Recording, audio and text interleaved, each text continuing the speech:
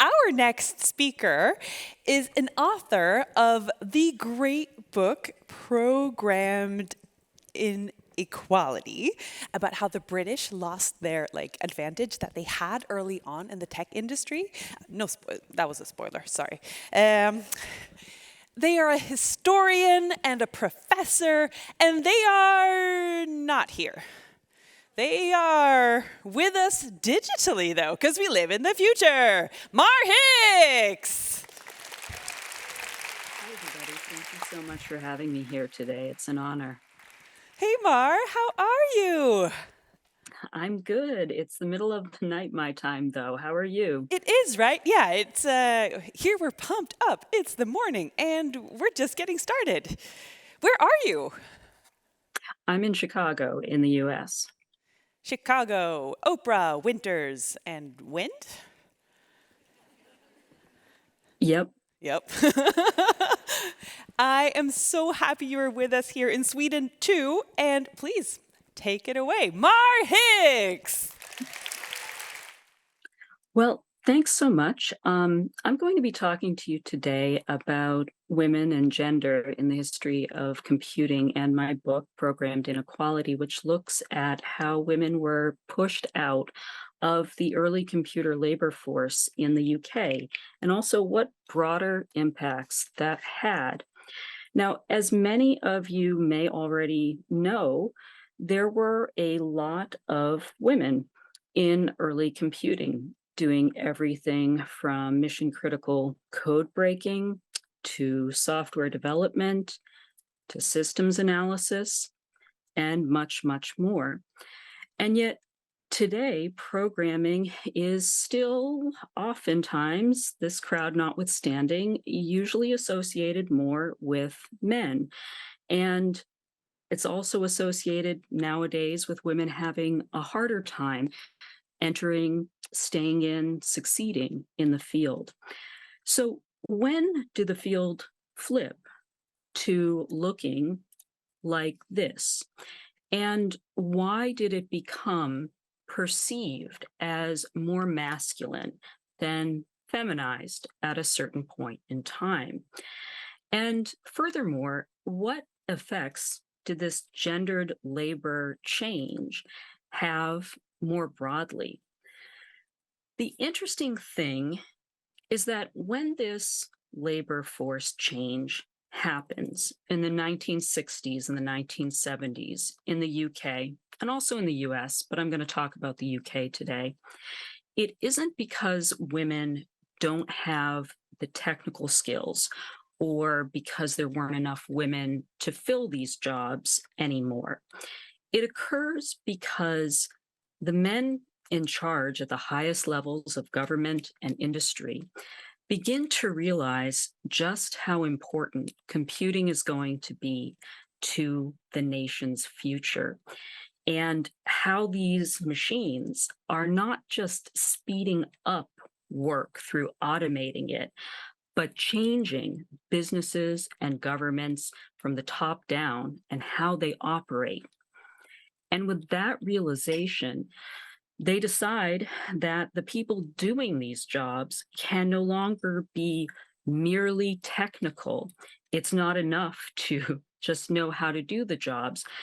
They need to also be managerial now as well, or at least potentially management material. They have to be able to go from boardroom to machine room and manage people as easily as they can manage computers.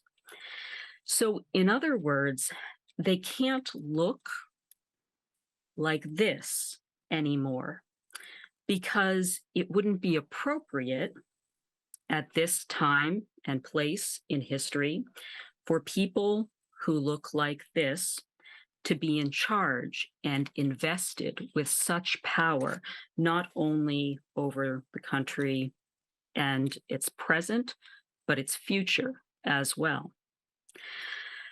So, what happens then? What do they do? Well, what happens is that there's a top down push, a years long campaign in government and industry to alter the makeup of their computer workforce and to transform them from supposedly merely technical workers. And that's in big air quotes because they were still doing a lot of things that were more than just technical, and to transform them somehow into these management aspirant technocrats. But this ends up going very, very wrong because it turns out that there aren't enough young men, there aren't enough people who look like this at this point in time who are interested in entering this until quite recently feminized field. And they're a bit wary of going in and doing these jobs. And so what happens is that this creates a massive programmer labor shortage right at the point in time when more and more programmers are needed because the entire nation is computerizing. And what this ends up doing, you can probably guess some of the ill effects, but one of the things that happens that's a bit unexpected is that it has really terrible effects on the British computing industry as a whole and forces consolidation and eventual implosion of what had been a pretty strong computer hardware industry in the UK. And even while the people in charge, the mostly men in charge, are chasing women out of these jobs, the need for programmers is still so great that women like this, and this woman in the foreground here in particular, have great success doing things like, for instance, starting their own software companies. So this is Steve Shirley or Stephanie Shirley. She went by Steve as a nickname. And Stephanie Shirley managed to create a highly successful freelance software company, specifically by seeking out and employing the women who were being pushed out of the regular computer labor workforce and allowing them flexible, family-friendly, working from home conditions that meant, for instance, somebody could program at her kitchen table while looking after her children. And this woman here, Ann Moffat, who later was the technical director at this company, she was programming in this picture. She was, in fact, working on an incredibly important project for not just the company, but for the UK and for France.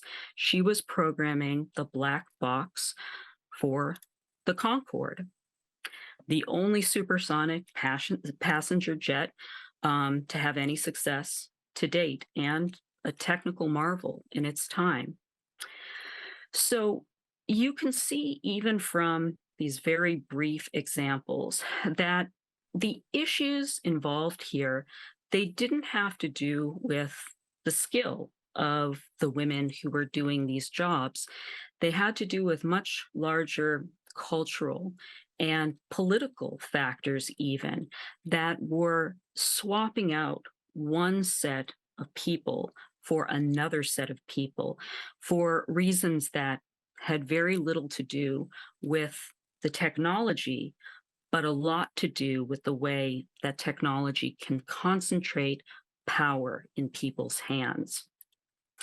And if you'd like to read more about this particular story, you can read all about it in my edited volume in a chapter in this book, Your Computer is on Fire, which is so named because it's about how our computing infrastructures have historically been sometimes more broken rather than less, and how discrimination plays a huge role in this, and what we can learn from these histories to hopefully make our present and future a bit better. So, to conclude, I'd just like to leave you with 2 points. And the first is that very often, both historically and right now, things that sometimes seem like bugs in our technological systems and infrastructures, they're actually features of how those systems work. And the systems themselves have to be rethought sometimes from the bottom up in order to really fix those problems. They're not just something that can be patched. And the second thing I'd like to leave you with is that even if a technical problem seems new or a technological system seems new and cutting edge, there is almost always a very long and maybe surprising history and set of precedents behind it. And knowing these histories can be extremely, extremely useful to trying to fix problems in the present and in the future. Thank you so much.